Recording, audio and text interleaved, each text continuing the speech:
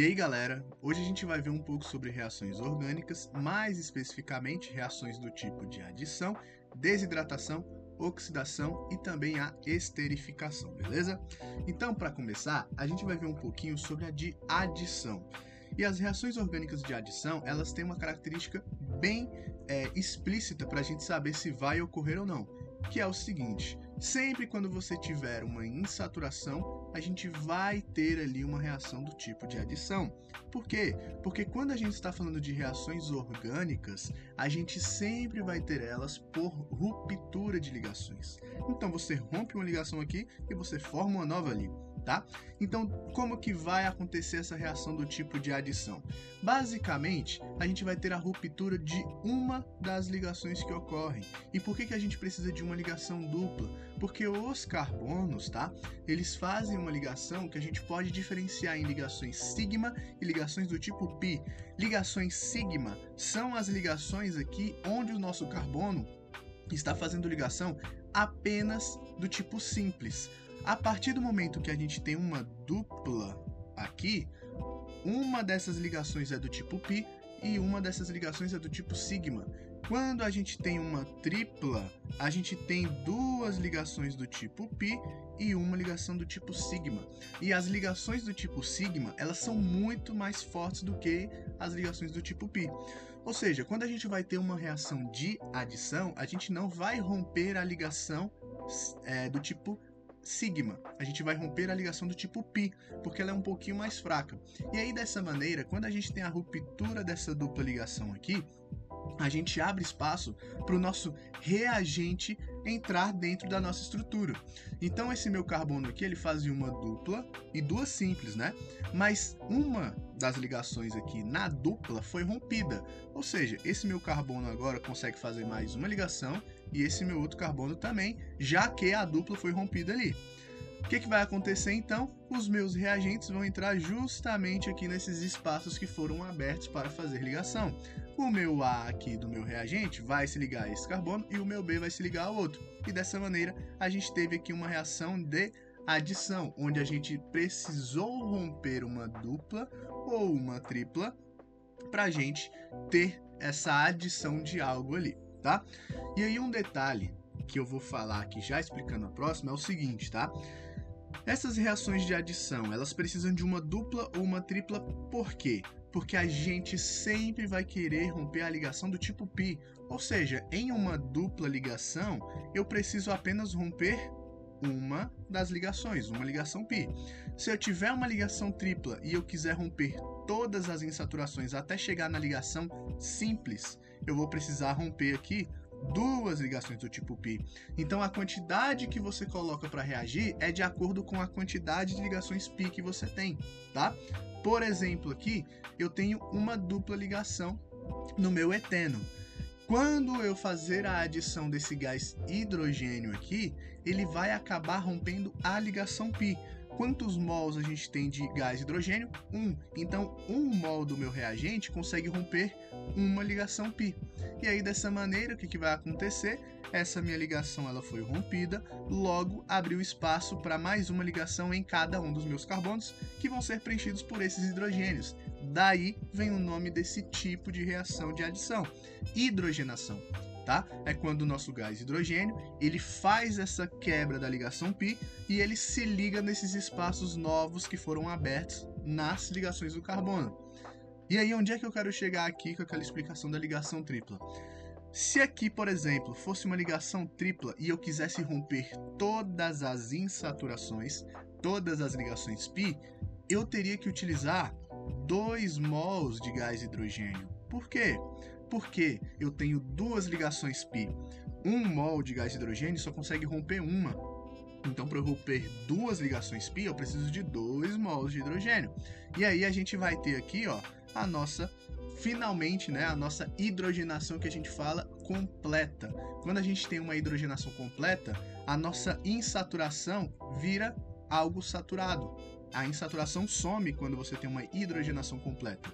Se aqui ainda sobrasse uma dupla, digamos que eu tivesse a tripla e eu só utilizasse 1 mol de H2. Eu vou conseguir romper todas as duplas? Todas as ligações pi, perdão? Não, só vou conseguir romper uma. Então vai ficar faltando uma para eu romper. Se eu não romper essa ligação π, essa minha hidrogenação é uma hidrogenação parcial, tá? Uma hidrogenação incompleta. Aqui tem um detalhe a mais também, que a gente precisa falar sobre as reações de adição, tá? A reação de adição, na grande maioria das vezes, como via de regra, você vai observar se tem dupla ou tripla, porque são elas que têm ligações do tipo π. Mas existem exceções? Sim, quando você tem ciclos, tá? De 3 a 5 carbonos. Se você tem ciclos de 3 a 5 carbonos, você pode ter uma reação de adição. Por quê? A gente pode acontecer aqui a ruptura da nossa ligação do tipo sigma, tá? Aqui só faz ligação simples, então esse meu carbono, essa ligação simples é do tipo sigma. Mas esse meu ciclo, ele é muito instável da maneira que ele está organizado ali.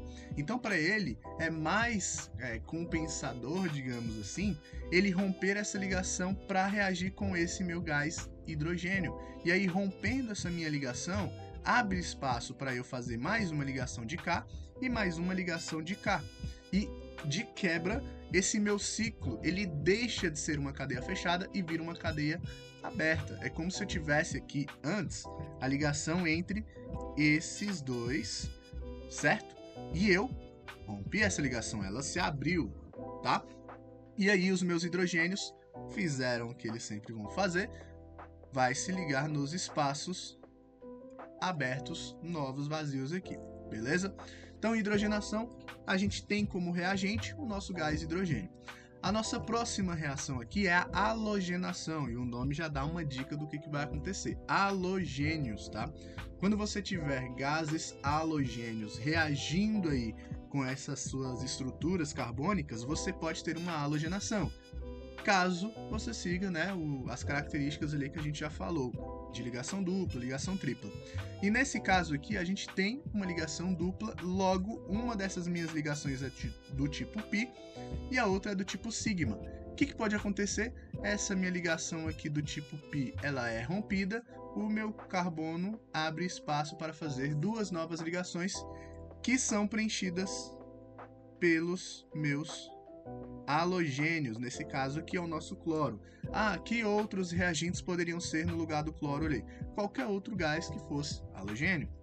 Então, a gente poderia ter o bromo 2, iodo 2, o nosso flúor 2 e a gente poderia citar vários e vários aí, mas gases de halogênio, beleza? E aqui o nosso cloro vai lá e ocupa esses espaços novos deixados pelo carbono, tá?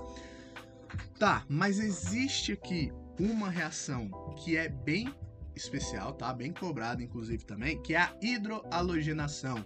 É quando você tem no seu reagente um hidrogênio e um halogênio ligado a ele, beleza? Então, daí vem o nome, hidrohalogenação, quando você tem um hidrogênio e um halogênio também na sua mesma molécula. E aqui, a gente tem um pequeno probleminha, tá? O nosso mecanismo, ele vai acontecer do mesmo jeito.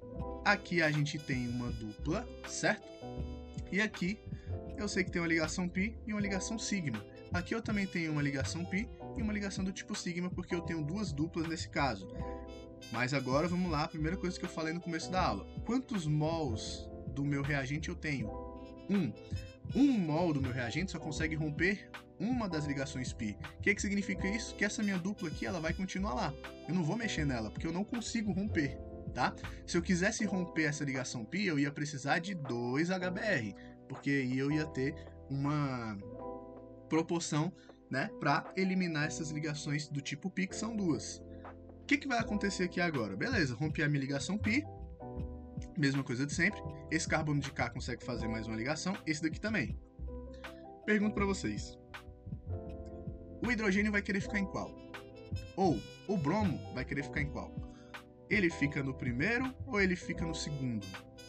E aqui que entra a regra de Markov-Nikov. O que fala essa regra de Markov-Nikov? O nosso hidrogênio ele sempre vai querer entrar naquele carbono que está mais hidrogenado. Quem que é o carbono mais hidrogenado? Esse meu carbono de K, ele não tem hidrogênios nele. Ou seja, ele é o nosso cotado para não ser o mais hidrogenado. Esse aqui é H2, ele tem 2 hidrogênios nele. Então o hidrogênio vai querer ficar perto deste cara. ele então vai se ligar justamente ao carbono que está com a maior quantidade de hidrogênios ligado a ele. E o nosso bromo vai entrar no espaço que sobrou, que é o nosso carbono ali menos hidrogenado, tá? Se a gente quisesse romper todas as nossas duplas aqui, o que a gente poderia fazer? A gente poderia adicionar mais um HBr aqui, por exemplo. Ó. Adicionando mais um HBr, eu ia romper essa dupla, abre espaço aqui, abre espaço aqui. O que vai rolar? Quem que é o meu carbono mais hidrogenado? Esse, então o meu hidrogênio vai se ligar a ele, e o meu Br se liga aqui, ó. Beleza? Então, só lembrar dessa daí. A regra de Markovnikov fala que o hidrogênio quer ficar perto dos iguais, então ele vai querer ficar perto dos carbonos mais hidrogenados, tá? Sobre reações de adição, não é muito complicado, é só a gente entender mais ou menos como é que funcionam os mecanismos dela, tá? Para a gente praticar um pouquinho, vamos fazer essa questão, que é da UniRV, que inclusive pesquisem sobre essa universidade, tá? Para a prova de medicina de lá, do Campus Rio Verde, 2022, segundo semestre. Ela fala assim: os compostos orgânicos apresentam uma grande variedade de substâncias, mesmo quando analisamos uma mesma função orgânica. A seguir, são listados 4 compostos e, com base nele, analise as alternativas e assinale V para verdadeiro, F para falso, tá? Nessa prova aqui em específico, são 4 itens, a gente tem que colocar se eles são verdadeiros ou falsos, tá? Então, na nossa letra A aqui, ele fala: o composto 1 é o único que apresenta carbono quaternário e todos possuem no mínimo um carbono terciário, tá? Então, essa daqui nem tem muito a ver com a nossa aula, mas vamos resolver ela para dar uma revisada, tá? Antes de tudo, a gente precisa desenhar esses compostos. 2,2,3 trimetilpentano, procuro aonde que está o meu último íon, tá aqui. O tudo que está para um lado é a cadeia principal, tudo que está para o outro é minha ramificação, é meu radical. Pentano significa que eu tenho uma cadeia onde eu tenho 5 carbonos, todos eles ligados por ligação simples, e ele é um hidrocarboneto, porque termina em O. Então eu vou desenhar aqui essa estrutura. Aqui eu tenho o meu pentano. Porém, ele fala que nos carbonos 2, 2 e 3 eu tenho 3 ramificações. Por que 3 ramificações? Porque é tri e todas elas são do tipo metil. Met é de um carbono, então eu tenho 3 ramificações e as 3 têm um carbono apenas em cada. Aonde que elas estão? No carbono 2, no carbono 2 e no carbono 3. Então eu olho aqui, onde que está meu carbono 2. Carbono 2, tenho 2 ramificações nele e uma no meu carbono 3, que seria o meu, os nossos trimetis aí que a gente acabou de desenhar. No segundo, a gente vai ter o metilciclopropano. Onde é que está o meu último íon? Aqui no metil. Então, tudo que está para um lado é cadeia principal, tudo que está para o outro é radical. Ciclopropano. Ciclo é porque é uma cadeia fechada. Prop são 3 carbonos, ou seja, é uma cadeia fechada com 3 carbonos. Então, ficaria desenhado assim. Porém, eu tenho uma ramificação do tipo metil, que eu vou desenhar aqui para a direita. Ah, posso desenhar em qualquer um desses lugares aqui? Pode, porque ele não colocou a localização. Então, qualquer um que você colocar é o seu carbono 1. Tanto faz onde você colocar. Como eu coloquei aqui, eu vou contar que meu carbono 1 começa em cima da minha ramificação, em cima do meu radical. Agora, a minha terceira estrutura é o meu 3-etil-2-metilpentano. Separo aqui onde é que está o meu último íon. Pentano, a gente já sabe que é 5 carbonos.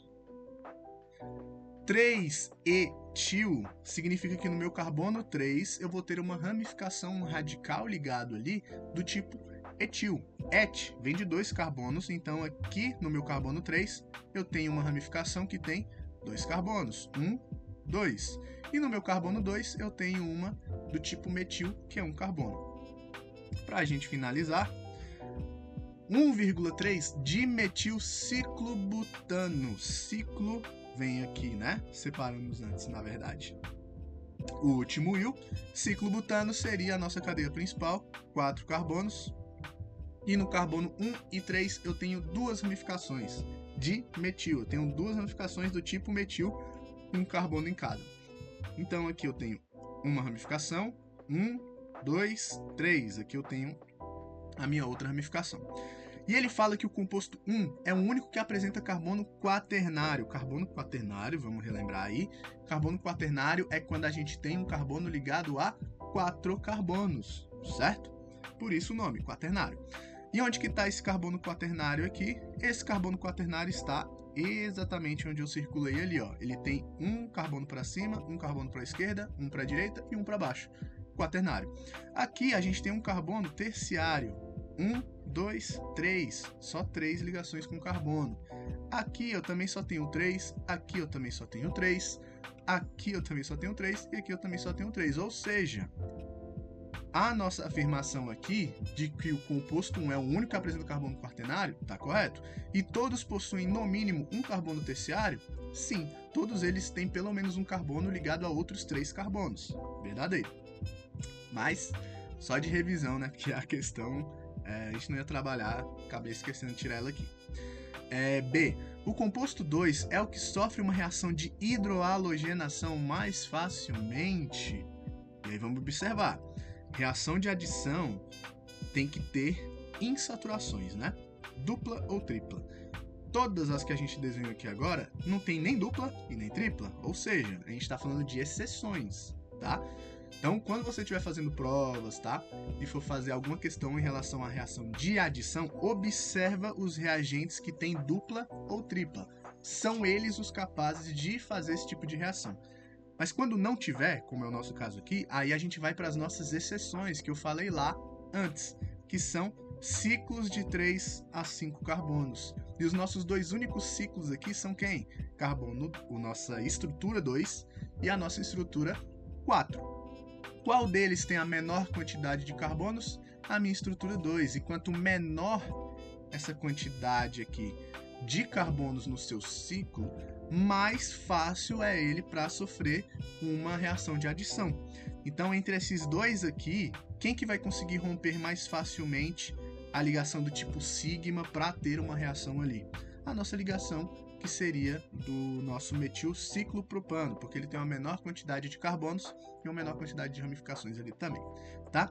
Então, o composto 2 é o que sofre uma reação de hidroalogenação, que é uma reação do tipo de adição, mais facilmente?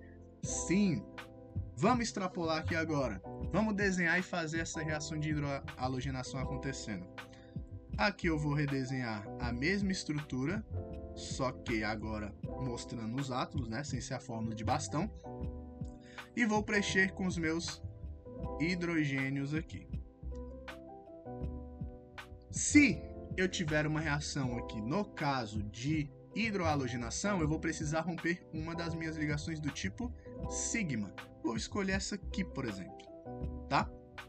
Rompendo essa minha ligação, o que vai rolar? A gente vai ter uma abertura para fazer novas ligações, aqui e aqui. Digamos que eu esteja reagindo ao HBr. Esse meu HBr, onde que ele vai preferir ficar o meu hidrogênio? Regra de Markovnikov. O hidrogênio quer ficar perto dos iguais. Qual desses meus dois carbonos tem mais hidrogênios? O meu CH2. Então, meu hidrogênio vem para cá. E o meu Br vem para cá. E aí a gente tem a formação da nossa estrutura aqui, que ficaria assim. H2 ligado a um CH2, ligado a um CH, ligado a um CH3. E aqui a gente tem os caras que acabaram de ser adicionados na nossa estrutura. Então ali no finalzinho a gente teria o nosso hidrogênio, que é aqui, e aqui a gente teria o nosso Br, que veio se ligar ao nosso carbono menos hidrogenado. Beleza? Bem de boa a questão. Agora vamos para os próximos tipos, né? Aqui, sobre as oxidações, reações de oxidação no geral, a gente tem várias, tá? A gente tem oxidação branda, enfim. Porém, as que mais costumam cair aí são as oxidações de álcoois, tá? Então, como a gente está focando um pouquinho mais nessa parte mais resumida, essa parte mais voltada mesmo para a parte do vestibular, vamos ver apenas a oxidação de álcoois, tá? E é bem de boa da gente lembrar. A oxidação de álcoois, ela pode acontecer nos álcoois primário e secundário. O que é álcool primário e secundário? Álcool primário é quando o nosso carbono ligado à hidroxila está ligado a apenas um carbono.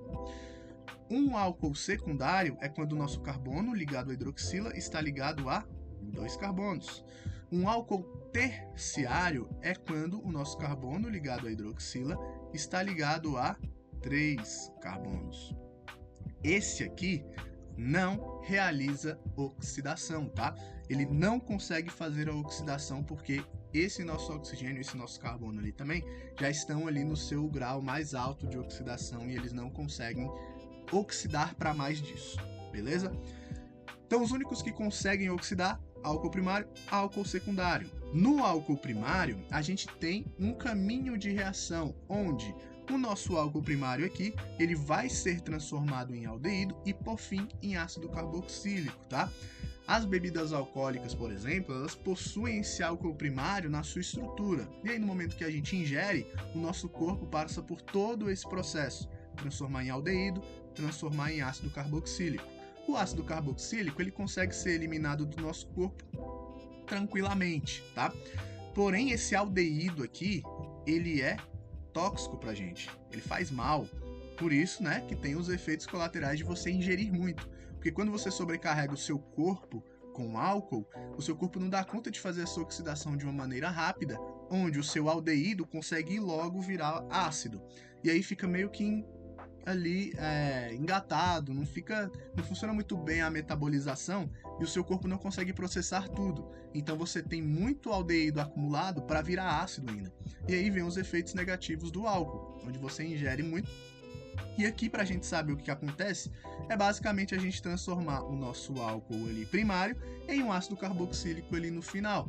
Ou seja, é só a gente ver a estrutura que é um álcool, tem uma hidroxila, e você adicionar aqui ó, uma duplazinha, porque essa é o grupo funcional dos ácidos carboxílicos. Beleza? Grupo carboxila ali. E no aldeído é só você tirar aqui esse oxigênio, tirar bem entre aspas, né? Tirar esse oxigênio e colocar ele para fazer uma dupla com o seu carbono ali. A gente tem um aldeído, beleza?